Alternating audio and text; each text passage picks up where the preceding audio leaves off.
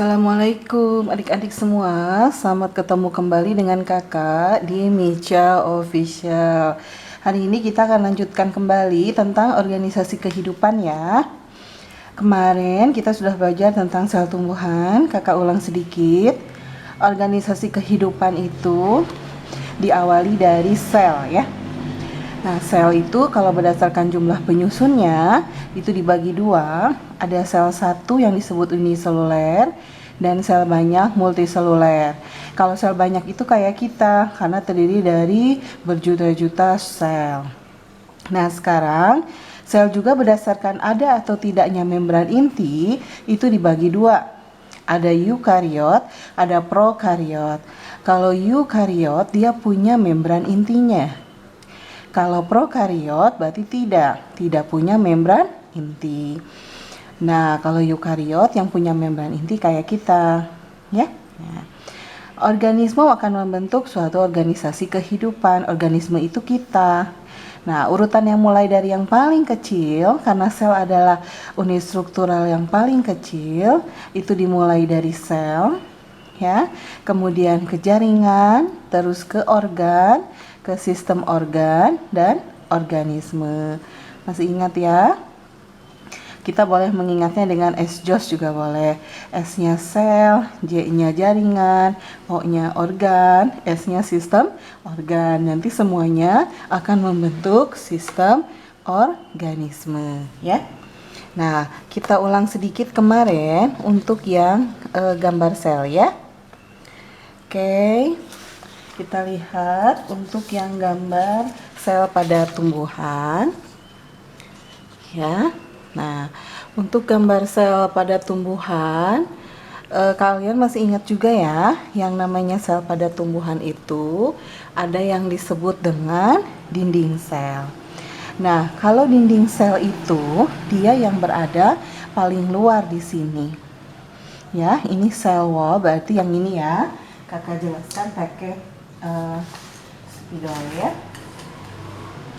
Oke, kita lihat. Ini yang disebut dengan dinding sel. Ini nih, karena dia letaknya paling luar. Nah, ini yang disebut dengan dinding selnya. Nah, ini ya, ini disebut dengan dinding sel. Nah, kemudian dari dinding sel nanti kita akan ke membran selnya. Berarti membran selnya tuh yang ini. Nah, ini membran selnya. Berarti ini ya, ini adalah membran sel. Oke. Ini membran sel. Oke, berikutnya. Nah, kan yang namanya sel itu terdiri dari 3 komponen ya. Masih ingat ya? Ada membran sel, ada nukleus. Nukleus itu ini.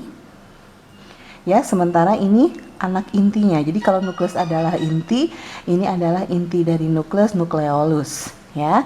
Jadi ini adalah nukleusnya, nukleus atau inti sel ya. Kemudian ini anak intinya atau disebut dengan nukleolus. Nah, kemudian dari sini, ini yang ini bentuknya seperti ini. Ini yang disebut dengan retikulum endoplasma ya. Ini berarti ya. Oke, ini ya. Ini adalah retikulum endoplasma. Oke. Nah, retikulum endoplasma itu ada yang halus, ada yang kasar. Kalau yang halus itu berarti dia tidak menempel ribosomnya. Kalau ada yang menempel di sini, nah itu retikulum endoplasma kasar. Nah, ini yang kuning-kuning ini adalah ribosom. Ribosom itu kemarin untuk mensintesa protein ya. Nah, yang bentuknya seperti ini, nih. Ini ya bentuknya begini, ini yang namanya adalah mitokondria. Masih ingat ya, ini fungsinya untuk pernafasan sel. Nah, kalau pada tanaman, ini yang bentuknya besar, biru ini yang disebut dengan vakuola. Masih ingat ya? Vakuola itu kalau pada tanaman untuk menyimpan cadangan makanan. Ya, sementara yang namanya ini Nih yang besarnya, nih yang warna hijau ini semuanya, ini berarti ya, ini yang disebut dengan sitoplasma atau cairan sel. Di sitoplasma terdapat organel-organel sel ya. Tadi ada mitokondria, nukleus, ada ribosom, retikulum endoplasma. Nah, ini apa nih? Yang bentuknya begini nih. Nah, ini namanya adalah badan Golgi ya. Oke, ini namanya adalah badan Golgi. Oke, berikutnya, nah ini yang namanya tanaman pasti punya yang namanya kloroplas ya. Oke, ingat ya adik-adik semua, jadi bagian-bagian sel itu yang secara intinya ada bagian-bagiannya. Oke, bagian-bagiannya itu apa saja?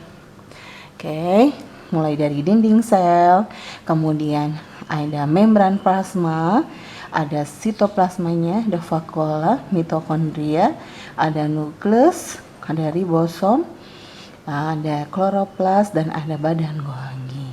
Membran sel mengatur keluar masuknya zat, dinding sel melindungi sel, vakuola berisi untuk cadangan makanan, mitokondria untuk respirasi sel, nukleus mengatur seluruh kegiatan sel, ribosom mensintesa protein, retikulum endoplasma, ada yang kasar berarti nempelnya ribosom, kloroplas untuk fotosintesis, badan Golgi untuk pengeluaran atau ekskresi sel ya. Oke, sekarang lanjut untuk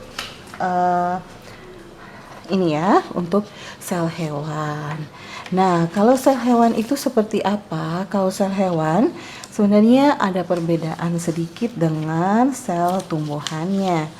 Ya, untuk sel hewan kita perhatikan. Oke. Untuk sel hewan bisa dilihat ini yang namanya adalah nukleus ya. Ini secara keseluruhan semuanya nukleus. Kalau ini membran intinya berarti eukariot, sel hewan eukariot ya, dengan membran intinya. Dan ini ada inti selnya. Tapi kalau keseluruhan yang ininya sendiri adalah sel ya, inti sel. Kalau ini adalah inti selnya nukleus, nah ini adalah membran intinya.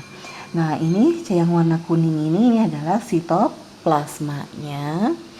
Ini yang luarnya membran sel. Jadi hewan tidak punya dinding sel. Bentuknya sama seperti ini. Ini adalah mitokondria, yang ininya lisosom. Nah, lisosom ini hanya ada pada hewan, sementara tumbuhan tidak punya. Ya. Terus ini badan Golginya. Ini ribosom sama mikrotubul. Ini ada pada hewan. Dan retikulum endoplasma di sini nempel ribosom. Ya. Nah, ini adalah secara keseluruhan untuk gambar sel hewan. Coba ya. Mitokondria.